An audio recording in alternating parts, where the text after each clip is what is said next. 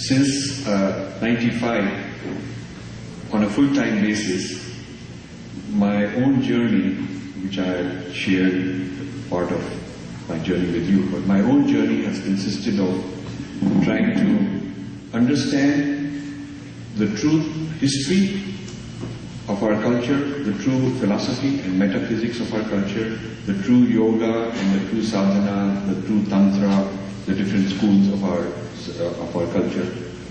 Why these are not properly understood today, where the distortion came from, what to do about it. Because without a proper diagnosis, you cannot have a treatment. If your diagnosis is incorrect, then your treatment is also not going to work. So while a lot of energy goes from so many of our people trying to do something, I have focused on a better analysis and understanding, in other words, a better diagnosis of where these problems come from in the first place, why they are there.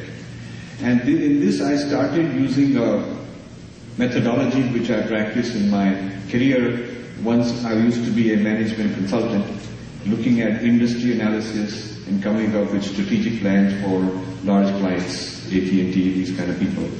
So when you look at an industry, you look at who are all the players, what is the delivery chain, who are the suppliers, who are the young users, and so on. So I started looking at the study of Dharma and the study of India as an industry.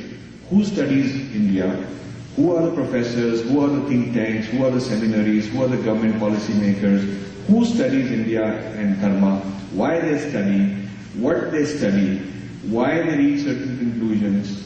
What is the consequence of these conclusions? Who funds them? So I wanted to build a whole portfolio of the study of India and its civilization as it happens in the West, because that is then exported to India also. So I started building a large database of who's who and what is what in the study of India. Because what you see often on the surface may look like one thing, but when you know the deeper relationships of those people, their policies, who they are working for, what is their ideology, what is their politics, then you understand it differently. So I feel that I found that there is a lot of misunderstanding on the part of our leaders concerning our own dharma, concerning who's studying it properly, who's not studying it properly. I found our gurus not very interested in this kind of analysis. And I found a lot of our political leaders, our community leaders, not really well informed about the big picture and in a deep way about the state of our dharma. So I started my own quest with my foundation and getting people to help and all that. And I found a very troubling scenario. I found that there are not only just some random individuals who are depleting the legitimacy of dharma, but institutions, organizations, deep ideologies, undermining not only mandir, but gurus, symbols, sacred texts, deities, paramparas, sampradayas, each of them taken systematically one by one, taken apart and distorted and presented in a way that would make young Hindus ashamed and leave their tradition or start diluting their identity with crazy ideas like everything is the same, and so why does it matter if I have a Hindu identity or I don't have a Hindu identity? All kinds of confusions like that. So as part of this journey, I've been writing 100, 150 articles online, various publications, books, and in a typical year, this year I've given maybe 20 talks, 25 talks this year so far. And I've been doing this since mid-90s, going around talking. Because I learn a lot from the questions, I learn a lot from the emails that come, so I'm not sitting in an isolated ivory tower dreaming up things, it's always interactive. And since I'm extremely open and critical of a whole lot of things that are going on, I expect to be attacked. I expect people to take me on. And that is a learning experience also. Because people who are opposed to you also educate you and teach you by opposing you, and then your arguments and your research have to become better and better. We had a tradition called Purva Paksh, which we forgot. The Purva Paksh tradition meant that you must study the other school which is opposing you. And you must understand their arguments why they are opposing you. You must learn all their arguments just as good as they know them.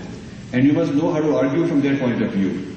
And then you must, standing on your own position, your own siddhanta, your own foundations, your own framework and worldview, you then have to give a response after really understanding what they are saying. That is the Purva Paksha system. So it used to be very active. It was the way Vedantins debated Buddhists and Jains and Mimamsika and one school of Vedanta versus another school. It is normal part of training.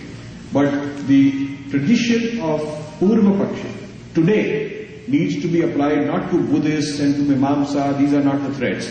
They need to be applied to the dominant civilizations which are competing against us, which is not only the Judeo-Christian tradition, but also the Western Enlightenment from which comes the notion of secularism. And secularism has got a lot of confusion. My next book, which is out in October, gives you a whole dharmic critique about secularism and many other modern fashionable ideas. But we have to understand the point of view of Judeo-Christianity, of the Enlightenment secular movement, and the postmodernism, the very fashionable postmodernism which is taken on a lot of Indian intellectuals in a very fashionable way. This Purva Paksha has not been done. Very few people in India are really able to stand on a dharmic foundation and look at the West very courageously. Either if they are standing on a dharmic foundation, they're looking internally.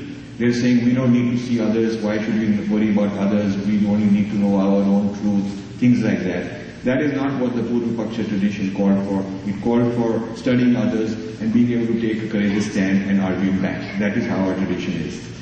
Or you will find people who are critiquing other cultures. There is a lot of post-colonial scholars, they critique the West, but they do it using a secular framework. In other words, they're critiquing the West using West's own theories and critiques.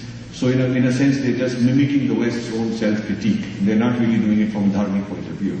So I've tried to do that, and this is part of my own journey for myself, and learning as I go. Now, the book that I want to talk about is one of several books that I'm writing. I intend to, there is another one coming out in October, as I said, and then 2 more for next year, and so on. But this book, which just came out a few months ago, is now in its 3rd reprint already. And it's called Breaking India. And this book is the result of a very systematic study as to who are the forces, Indian and non-Indian, whose work is to break up the sense of unity in India, the sense of a common history, the sense of a common itihas, and the sense of a common dharma, breaking up the sampradayas, breaking up the paramparas, breaking up the family system, breaking up the rituals and the holidays. Now they are being downsized. New foreign rituals and holidays are coming in. New fashions are coming in. Changing, reinterpreting and distorting the symbols in many ways. So this is the intellectual breakup, the emotional, psychological and intellectual breakup of India, which can then lead to a physical breakup also. So this Breaking India project suddenly galvanized in my in my life. About a decade ago, I was at Princeton. I lived there, and I was having lunch with a few scholars, and then another scholar dropped John in, and I was introduced to him. And this gentleman said that he's just come back from India, so he's happy to see me and had a good time there. So we started talking about, what he was doing in India. I asked him what he was doing in India. And he said I was there for the Afro-Dalit project. So I had never heard of such a thing, Afro-Dalit project. And I asked him, what is this Afro-Dalit project? So he said, well, don't you know, this Afro-Dalit project, we are running this project in India to try and teach the Dalits that they are actually of African origin, and they are the blacks of India, and the non-Dalits are the whites of India. So the American experience of white-black, slavery experience is the experience going on in India, and we want to teach them their true history as a history of slavery by non-Dalits of India.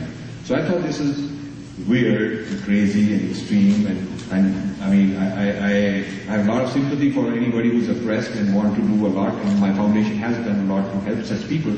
But I don't think that distorting history and manipulating them and making them fight each other is a good way to do it. So I was quite concerned, and I got to know this person, and I got to visit his office, and I wanted to find out who all are running this project, because one of my styles has been, besides a lot of reading and studying and engaging people electronically, I actually like to go and engage them physically. I go to their events, I go to their seminars, I sit in their classrooms, I go to their conferences, and I actually interact in the face to get some response, because that way I learn. So I went to this person, and I wanted to understand who is funding all this Afro-Dalit project in India. And he was very open. We didn't think there was anything wrong. We were very relaxed about it. In his office is a map of a balkanized India. And if you take the book outside, Breaking India, it's on the cover of the book. Breaking India book has a map of India, balkanized. The northern part from Afghanistan, Pakistan, all of North India, Bangladesh and all is called Mughalistan. It's sort of this idea. And south they have broken into Dravidstan, Dalitstan and so forth. So this is very disturbing. I said, what is this? He said, well, this is a map of India in terms of the real nations and real identities and real histories. The country India is an artificial country. This is the real, if you really look at the traditional identities of people and the real histories, who they are, this is more natural. He was trying to tell me that. So I started this journey. And by the way, to put this map on the cover of the book was not an easy thing to do. Because I got this map, you go to dalitstan.org. There's a website called dalitstan.org, and you can download it from there. So there's an organization that actually propagates all this. And they'll tell you all kind of things that they're trying to do to create a Dalitstan, separate thing in India. So I got to know this gentleman, this scholar, and when I got the copy of this map 10 years ago, then I've been doing my research based on it. I wanted the publisher to put it on the cover of the book. And there was a huge legal argument. Publisher sending it to the lawyer sending it to another expert. Can you do it? Will you get sued? What will happen? You got this very dangerous map and all that. So original cover, which had a huge map as the entire cover, is on my website, because they sent me a PDF, even though later they wanted to shrink it and make it smaller so it's not too dangerous. Make it smaller than dangerous for them. Yeah. So I felt that, but for my website, I've got the whole one, the big one which they had done earlier. So then at the bottom they put a very strange thing I've never seen on the cover of a book before, a disclaimer saying that we don't believe in the real map, that kind of stuff, just to cover themselves, because they felt that the censor people are so tough in India, they're going to ban the book or whatever. They were worried about it, but luckily nothing like that happened. This map is not something our artists have imagined or we've imagined, but it's a real map that an organization has that they want to promote. So I wanted to find out who these people are. And so the scholar led me to some names, and then I started searching these people, visiting them, sending people to visit them, making inquiries, very innocently trying to find out who they are, what they do. Often I contact groups and tell them, I heard you're doing great things in India, can you tell me more? And they're happy to send me a whole package of things. They're happy to send me packages. Or send a $50 donation, join something, they give you access, then you meet, go to their event and find out what they're up to. So I've done a lot of this for 10 years. I found out that there is a Dalit Freedom Network based in Denver, which is quoted in a lot of media, Dalit Freedom Network. You would think that they are the voice of Dalits. But I found out that all the people who started it, and the trustees, are white Christians in Denver. They started the Dalit Freedom Network. So, but they have 3 or 4 Indian Dalits who are the poster boys, Kanchan, Laya, and the people, they are the poster boys who go and do all the talking that we, the Dalits, are being oppressed and blah, blah, blah, and the Christianity has saved us. So, but behind the scenes, the people who really empower are not Dalits, they are white Christians. So then I wanted to know who are these people, and in this book, Breaking India, we have a whole lot of, who are the people behind Dalit Freedom Network. Some of them are people affiliated with senators, congressmen. Some of them are very right-wing type Christian people affiliated with the church. So this kind of group has organized the Dalit Freedom Network, and their affiliate in UK and their affiliate in Europe are doing a lot of championing to get the idea of caste as a condemnation by the United Nations and US and European Union, and to consider Hinduism as a racist ideology and have sanctions and bans against it and downgrading India because of this type of racism, as they call it. So there's a political dimension to this. It is not, if you ask an average Dalit in India, he never heard of Dalit Freedom Network, except what he's written in the newspapers, but he never met those guys. So it's a self-appointed group which has assumed a huge international power structure. So next time you see something quoted or citing the Dalit Freedom Network, you should know that this is not some kind of a real egalitarian voice of Dalit people. And some of those guys who are in charge are doing quite well personally. They're living a good life. They're living the international jet set life. A lot of limelight for them, a lot of recognition for them. They're hardly suffering kind of people.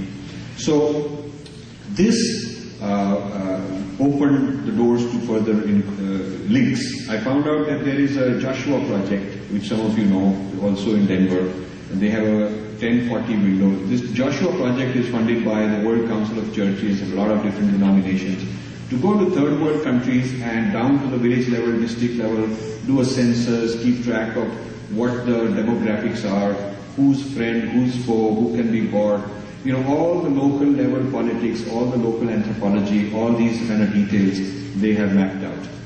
In fact, some years ago, Tehelka did a major article.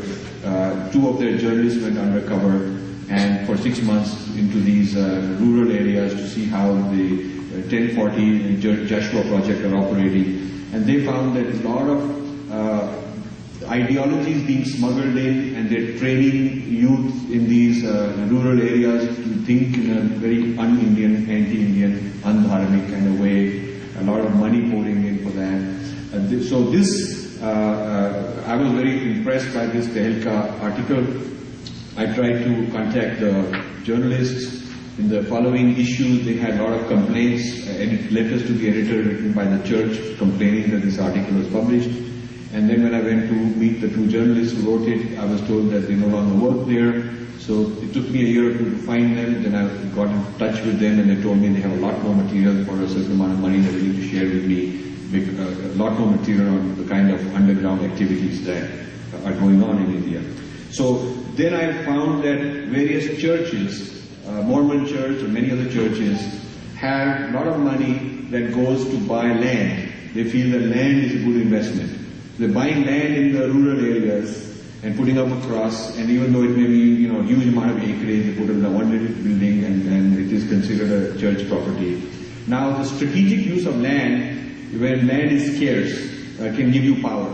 So for instance, if they are the ones who decide who will be given the land on rent to do farming, and they will give it to a certain group that they like and not give it to another group they don't like. They could use land to make a college and keep the admissions to those who are Christians, or have a very high tuition, but the tuition is waived if you convert. So they can, ownership of land can give you a lot of discretion in the local economy. Some churches have a strategy like this. We started visiting those organizations in the US that were claiming to be doing a lot of seva in India, a lot of fundraising for helping children in India. So one of them is called Gospel for Asia. I believe it's in Dallas. Maybe some of you know of it. So we got to know them, we got to visit their website, we got to interact with them. They have, they're bragging they're sending $30 to $35 million.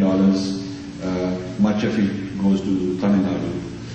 And if you look at the videos they produce, they are talking about Satan worship. They have an image of Shiva and they say that these Hindus are pagans doing Satan worship and the devil is with them and we have to save them, and it's sort of like very hideous, aggressive hate speech that would qualify in that way. And yet in India they are honored and considered big shots, and because they bring money. And so we started looking at that. And I found that the most aggressive church in terms of legal case against India on human rights become a very big slogan for them. The legal case against India using human rights as the argument and using the Dalit, the complaints by Dalits as the main evidence, that the top church doing this is the Lutheran Church in Europe, the European Lutheran Church, not the American Lutheran Church. And particularly Germany and Scandinavian countries, they have quite a large, very organized thing for the last 15 years to take this systematically, and the end game is to isolate India politically in the world community based on this argument, and have more and more governments and international bodies declare this, so that the Indians will be begging the church for relief to get exempted from this classification. It will be at the discretion of these authorities that are going to be appointed to police India for its human rights. So this is all quite disturbing. I've attended some meetings that analyze thousands of pages of their proceedings and resolutions and minutes and so on, which are available. Then I discovered that there is the US Commission on International Religious Freedom. Now, by the way, all these things that I'm naming to you are in the book, named. Name, data, evidence, backup, names of organizations, names of individuals. I'm not shy to name people because I have to make sure I've done my homework and I can back up whatever I'm saying, and I am sure. So we've named these people. The US Commission on Religious Freedom was set up by Bill Clinton because of a lot of right-wing pressure. He was weak at the time and he needed some support from the right wing to get his bills through, and what they wanted in exchange was this International Religious Freedom Act, which he signed. And in his 800,000-900,000 page, whatever, big autobiography that he has done, there's only 2 lines, 1 sentence on this act. I mean, he's not very proud of it, but he had to sign it. It says, on such and such date, I signed the International Religious Freedom Act, full stop. And then that doesn't come anywhere before or after, it never talks about it. Now this act has huge consequences. This is a big victory for the Christian right.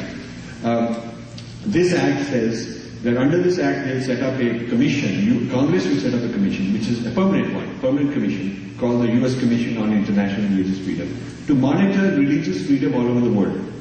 It's supposed to monitor any problems of religious freedom anywhere in the world except the United States. US is exempt from the scope of the act. It's in the act. It says that everywhere except the United States. Now, the interesting thing is, and then it has the authority to recommend countries that should be put on sanctions for US economic sanctions. And India has been on the warning list. India is on the watch list. And there's only countries like Saudi Arabia, Cuba, North Korea, Pakistan. India is in that category as far as not having religious freedom is concerned. Now, as an Indian, someone raised in India, I'm quite familiar with all kind of problems that India has, and there's a lot of problems that India has. But I've never thought that lacking religious freedom is a problem in India.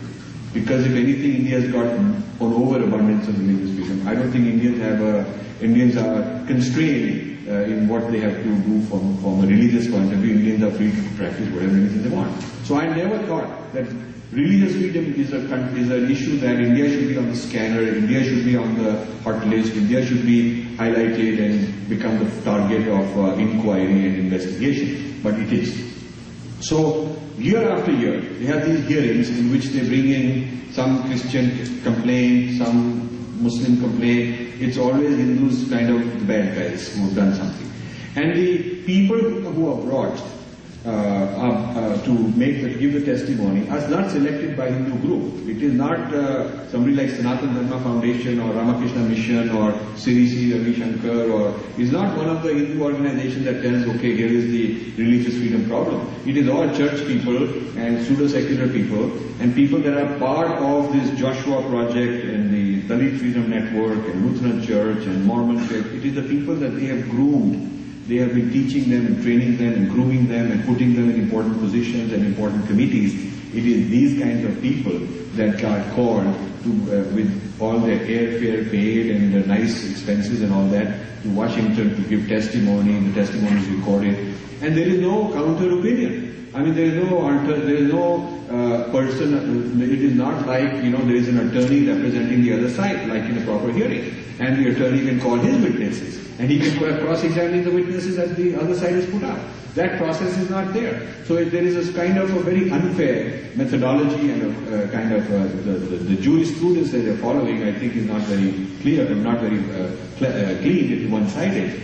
And I've written many times that I like to go and testify and to tell you all kinds of things. I like this book, Breaking India, to be on the record as a testimony of what is going on in India, the other side of the story. And that is something that we have not been able to get it. And one of the action items could be, in fact, to put Breaking India on the record, saying this is our point of view. And not only for US Commission, but a lot of congressmen who are in the India caucus, and we are donating money for them, and we are doing fundraisers, and we have some clout in terms of what we want. But one of the things we want is to give them our side of the story, let them read it, let them have seminars, let them have Q&A, let them at least be informed that there is another side of it, which right now they don't know. So this US Commission, I started looking at the background of all the people who are running it. There's 15 commissioners. Right now there's not a single Hindu or Buddhist or Sikh or Jain. Not one. Mainly Christians, some Jews and Muslims. But the Christians are, the former president of World Vision, a very radical evangelical organization. People like that. So the US Commission has been run, dominated from a certain ideological point of view, because they are the ones who called for such a commission to be created. They are the ones who nominated and got the people in. And even though Obama is against the right wing, he has not done anything to appoint new commissioners or to replace the old ones. Not one thing has been done. And in this book is the first publication where there's an analysis in print of the US Commission on Religious Freedom. In the whole chapter, 30-40 pages, just goes into details, the background of every commissioner, his links with Christianity, his links with anti-Hindu statements, and what is each year since 2000, they've been putting out an annual report on religious violations in India, and I've analyzed to explain what are the flaws, what are the issues in every single year's report. So I've put something out in the face, let them read it, and let me see if they have a response to it, but so far, none. So the book is an attempt to compile a map, very detailed map, 600-page book, detailed map of who's who in this Breaking India, what I call the Breaking India project, which has been going on for a very long time. The book starts with looking at how the Aryan-Dravidian divide was also a construction in the early 1800s. It was not until the early 1800s. People in the south did not say we are Dravidians and you are not, we are different from you. There was no sense of identity of difference in the Tamil classics. But this creation was brought about by people like Robert Caldwell, who was a missionary from UK, and many successors of his. So the sense of Dravidians being different was started that way. At first it was a secular identity, not a religious issue. It was just that they are different ethnically. Then they were classified as a different race. Then there was a distorted interpretation of the Tamil classics, the Siddhanta, the Shaiva Siddhanta, and the Tirukural, to try and claim that these are really inspired by St. Thomas. That St. Thomas came and it is his influence which led to the Tamil classics. Yeah. So this Christianization of Tamil culture started. And then this business that whatever resembles Hinduism is a Brahmin pollution, Brahmin distortion that was added later. But originally it was a very clean thing. And if you convert Christianity, actually you are going back to your original tradition, because your original tradition was already like that. And we're just giving you back like you were.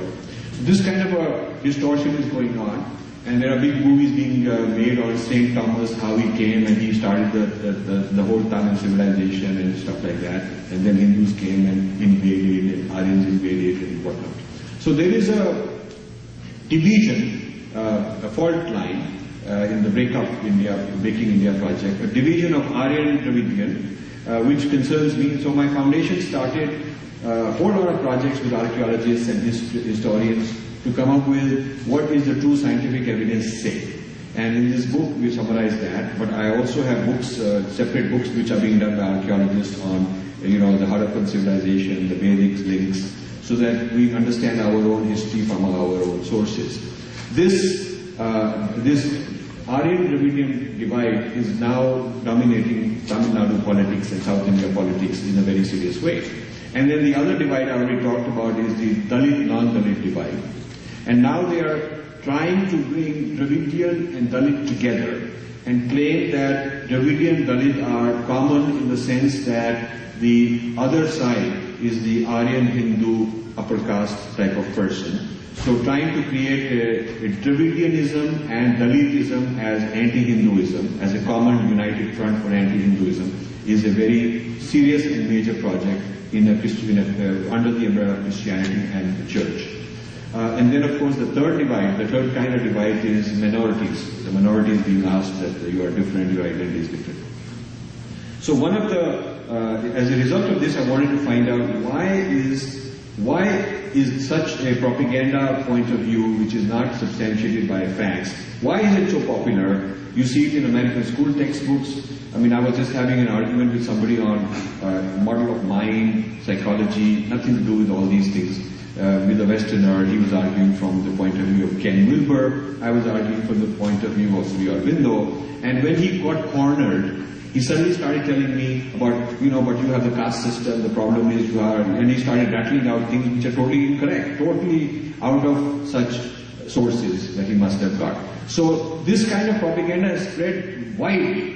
You don't see it if you don't go looking for it. Unless you go asking people and debating and arguing with them, they're very polite, it's a very diplomatic culture, very courteous culture, everybody's very nice to you on the face. So you think that probably everything's okay. But you need to scratch beneath the surface by checking things out, by going and pushing things a little bit, by putting a little bit of stress, then you'll understand a whole new dimension of what the situation is.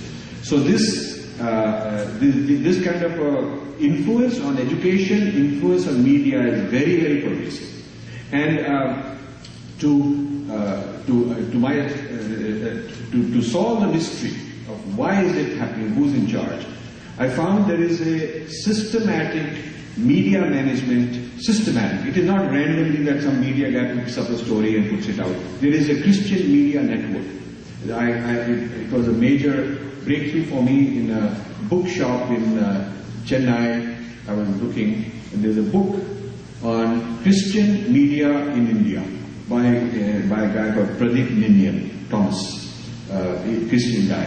He's written a book published by a very reputable publisher, giving an analysis of how the money from Christianity overseas is coming and being organized to, being utilized to control the media, and how these stories are to be, how there are news agencies whose job is to plant, Christianized versions of a story. A story with a Christian twist is to be planted, and how there are training centers where they're producing very good journalists, very nice in English, very polished, and planting them in NDTV, in Times of India, and Hindu. They're planting them all over the place and all over the rural areas. And their job is to produce a certain kind of Christianized view through a Christian lens, various media reports. And then there is a network overseas which picks up this and spreads it out. And this becomes truth. So the story gets picked up and then it is circulated through various news releases, news wires, and then Christian Science Monitor quotes it, and soon Washington Post is quoting, and New York Times is quoting, and soon, somebody writing the textbooks in a certain state is also quoting it. It becomes authoritative. But our book goes back and sees, okay, where is it from, and then where is that from, and where is that from, and finds out that in so many of these important cases, it is entirely fabricated. There is no independent verification of a claim being made. There is no court ruling or judgment on the basis of which they are making such a statement. So a whole lot of rubbish is being spread out and considered to be valid by people in this country. Because there is no one who has exposed them till now. Nobody has done a counter argument to take them on. So these are some of the things that concern me that are in this book. The book is showing the axis of the leftist and the rightist working together. This is very interesting. You would think that an assault on Hinduism from the Christian right is expected, but you would think that the leftists in this country are fighting the right wing in this country. Always the democratic left and the republican right, they are always fighting. So the ideological, there are two camps in this country. So you would wonder, why would leftists also join them or join the rightists in this condemnation of Hinduism? And that is in fact the case. A whole lot of Indian professors in South Asian studies in this country who are exceedingly leftist are mixed up in the sense that there's a contradiction. On the one hand, they are attacking the Christian right to prove that they are right, that they're left-wing. They're always attacking the Christian right. On the other hand, when it comes to India, they are working with the Christian right to condemn Indian civilization and Hinduism under grounds of human rights. So, domestically in the US, left versus right are two poles with tension. But when it comes to the working on India, they're working together. Ford Foundation is a left of center, left-wing funding agency, and various, Rockefeller, various other groups are a little bit right of center. A lot of churches are right of center. But in India, they're working together. In India, even if they're not officially joined up, they are funding the same kind of project, they are going to the same kind of events, they are funding the same scholars, the same ideologies. So there is also, one of the things we're exposing in the book is the left-right unity in terms of taking on India. The right taking it on the behalf of Christianity, and the left taking on the behalf of what they think is human rights and secularism and progress and things of that kind. So this is an interesting, one of the things I do is to show how some of these well-known Indian leftists are actually in bed with the Christian right. And this is very embarrassing to them, because to be exposed that they're actually working in cahoots with the Christian right is a very big problem for many of them. I had a debate with one very important person of that kind, who heads up a huge leftist organization, in which I was able to show that on the one hand he's claiming to be a champion of liberation and blah blah blah. On the other hand, he's collaborating with Dalit Freedom Network and places of that, people of that kind who are on the Christian right, and he was quite embarrassed. So this book is looking at the global nexus with people in the West, various kinds of institutions, and people in India who are serving this, who are funded. The total effect of this, the net effect of which is an assault on Indian civilization, an assault on its unified history, its culture, its Sanskrit. There's an assault on Sanskrit. There's a desanskritization going on as part of this, and certainly an assault on gurus and anything which is Hindu is sort of up for grabs as far as the topic of assault is concerned. So, what am I trying to get out of this exercise, this book, but this particular book? Well, one of the debates I want to start, and I think I've already started it successfully in certain circles in India, but I want to tell you about it, is I want to challenge the notion of minority. Right? Because right now, minority is defined incorrectly according to me. The criteria for minority is incorrect. I ask the following question. If you were to go to India and see a McDonald's restaurant, and just because the McDonald's restaurant has 20 employees, and there are, it's just a small restaurant, 20 employees, you would not say this is a minority restaurant. Because what matters is not that one McDonald's in isolation. What matters is that this is one branch out of 50,000 branches in the world. The whole thing is one global enterprise. So, as a global enterprise, McDonald's is not a minority. It is not. It is only one in a restaurant. You don't take it in isolation. The same way, a church, one little church may be, okay, there's a minority group, but the church is part of a huge Vatican empire, a global empire. The head of the church is appointed by the Vatican. Every bishop is appointed by the Vatican. The property is owned by a local trust, but that local, all the trustees are appointed by the Vatican. And so therefore, indirectly, it is a multinational, and this is a branch office of a multinational. Similarly, if you go to Nagaland, the Baptist Church owns a lot of the US Baptist Church owns a lot of the churches there. So they are part of a global multinational called the Baptist Church. Similarly, the Mormons, they are part of the global Mormon Church. So the Lutherans in India are part of the global Lutheran Church. So these are multinationals.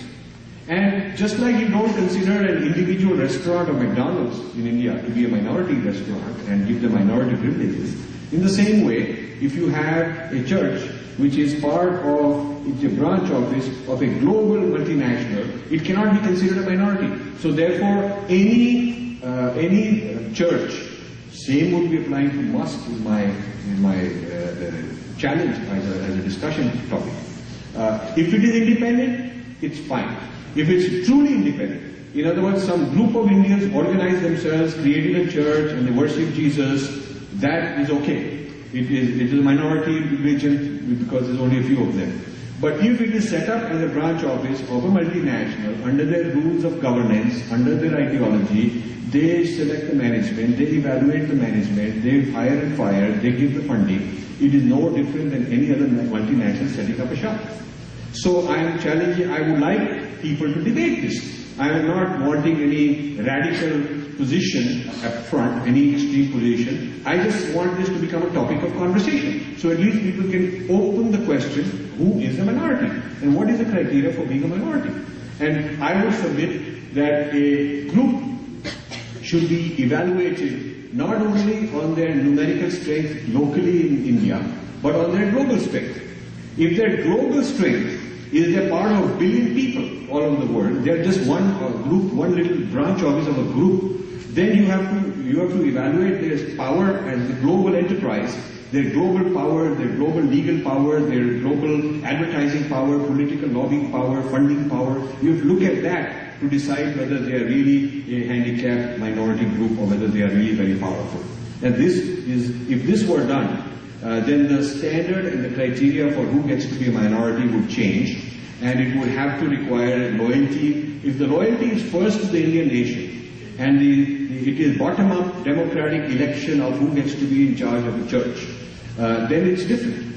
But if it is top-down appointment, and top-down from the headquarters, which is in a foreign country, then I do not believe that such people should be called minorities.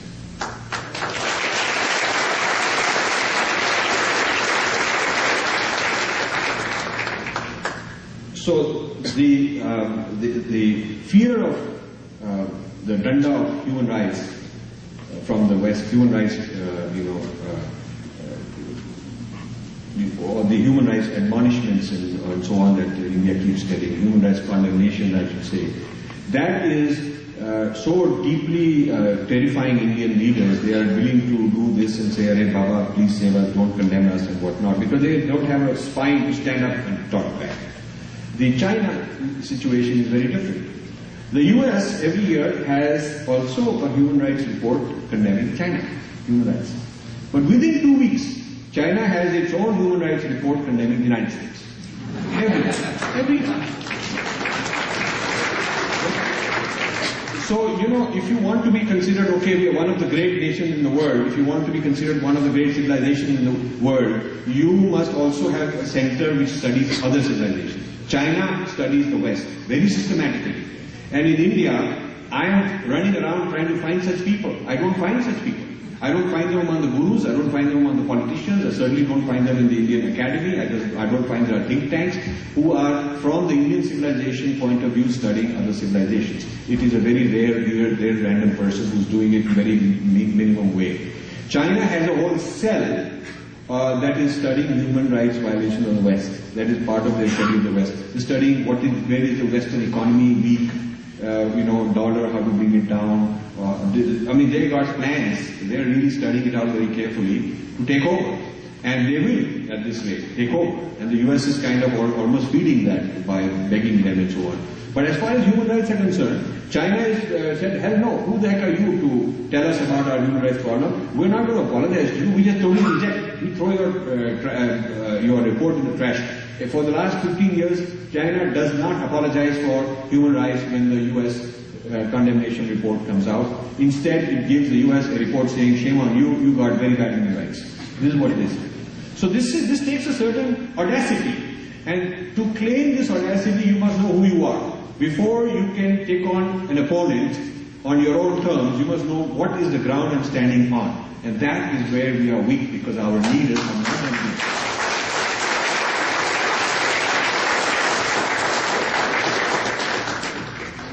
You see, just last week, I was addressing, and I don't want to name Hindu groups. I name non-Hindu groups all the time, because there's enough infighting in the Hindu groups.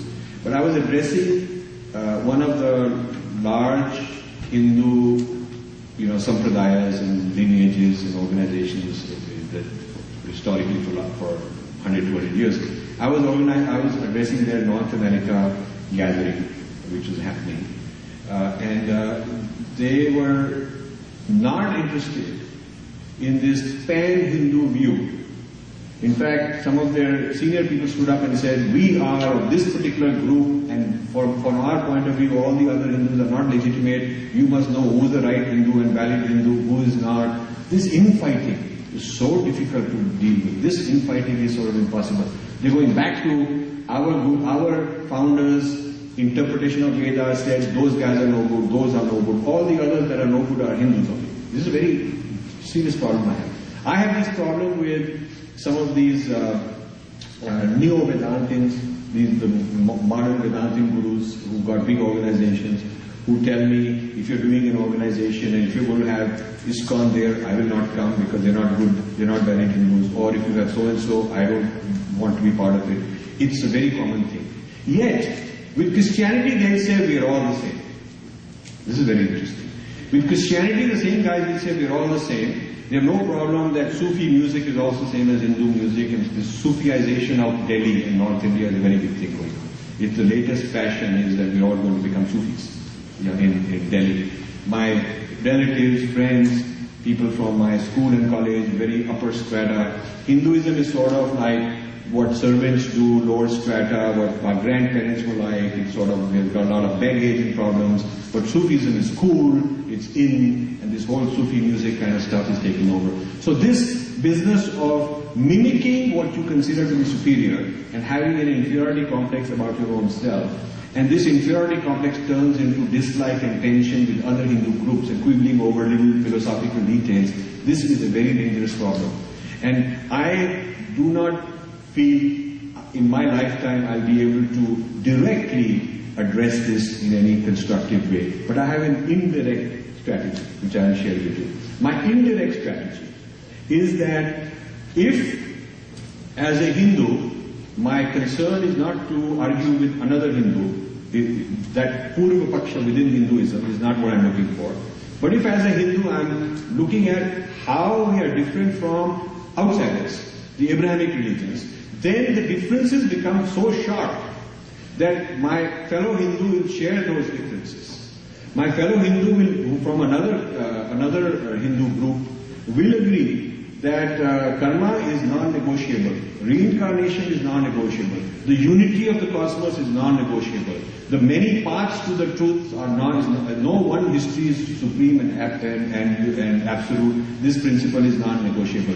So once I've defined what differentiates us from the non-Hindu, the Abrahamic world, that set of commonalities in how we are different, that set of commonalities can also be used to unite us internally. So this is the strategy I'm following, is not working on internal unity, but external difference. So my next book is called Being Different. That's the title of the book, Being Different. It's coming out by HarperCollins, which is a very major publisher. And the byline is An Indian Challenge to Western Universalism. And this whole book is on that, is to explain how the Indian way of thought, the Indian civilization differs on very many items. Each chapter is a different kind of point I'm taking and showing how we are different. Because by showing our difference from others becomes a reason for our unity. This is a very interesting approach to unity. This is how the West was unified by Hegel. Hegel was the great German thinker of the late 1700s, early 1800s, credited to being the founder of modern Western philosophy, modern Western history, modern Western sense of identity. And his strategy was that, Europeans had gone and colonized Americas and Africa and Asia, wherever they colonized different things, and they were bringing back reports of how different people are. There were scholars who were missionaries who were bringing reports on various cultures and civilizations around the world. So he was basically creating the notion of how we, the Europeans, are different and, in his very strong opinion, superior to all these other people. What is unique about us that nobody else has? And this distinctiveness contrasted with others became the melting pot or the origination of what he started calling the West. Until then, the French were French, Germans were Germans, they had a history, the British had a history, and Italians had a history. There was no sense of the West exists as an entity, and he's the one who kind of really created this notion of the West in a very powerful way. So I'm trying to create the idea of a Hindu identity, history, philosophy by starting with contrast with outsiders. That is the methodology I'm using. Thank you very much for your time.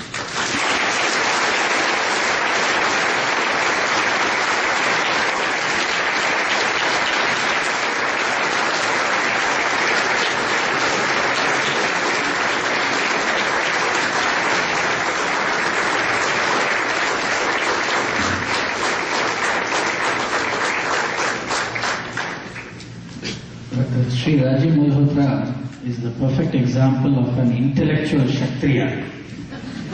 Really taking on the paradigms and really getting into the differences. And, we cannot find a more eloquent spokesperson for Hinduism, Sanatana Dharma today in the West. And Sanatana Dharma Foundation is very, very honored to present these awards. Hindu Dharma Rakshaka Kshatriya Award, Sri Rajiv Malhotra.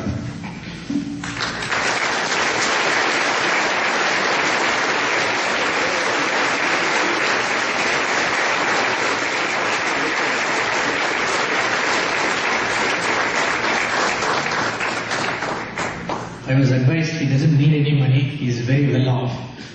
But we are still going ahead and making a small contribution of $3,001, which goes with the award. We're very pleased to give this award to Infinity Foundation.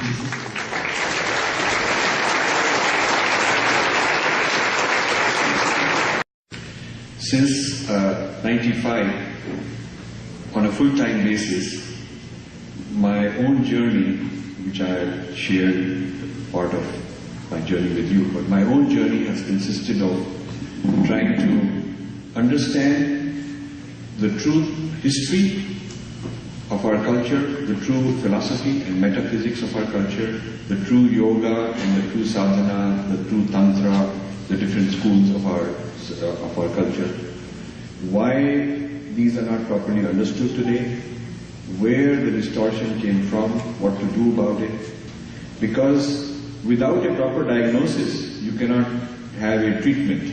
If your diagnosis is incorrect, then your treatment is also not going to work. So while a lot of energy goes from so many of our people trying to do something, I focused on a better analysis and understanding, in other words, a better diagnosis of where these problems come from in the first place, why they are there. And in this I started using a methodology which I practiced in my career. Once I used to be a management consultant, looking at industry analysis and coming up with strategic plans for large clients, AT&T, these kind of people. So when you look at an industry, you look at who are all the players, what is the delivery chain, who are the suppliers, who are the users, and so on. So I started looking at the study of Dharma and the study of India as an industry. Who studies India? Who are the professors? Who are the think tanks? Who are the seminaries? Who are the government policy makers? Who studies India and Dharma? Why they study? What they study? Why they reach certain conclusions? what is the consequence of these conclusions, who funds them. So I wanted to build a whole portfolio of the study of India and its civilization as it happens in the West, because that is then exported to India also. So I started building a large database of who's who and what is what in the study of India. Because what you see often on the surface may look like one thing, but when you know the deeper relationships of those people, their policies, who they are working for, what is their ideology, what is their politics, then you understand it differently.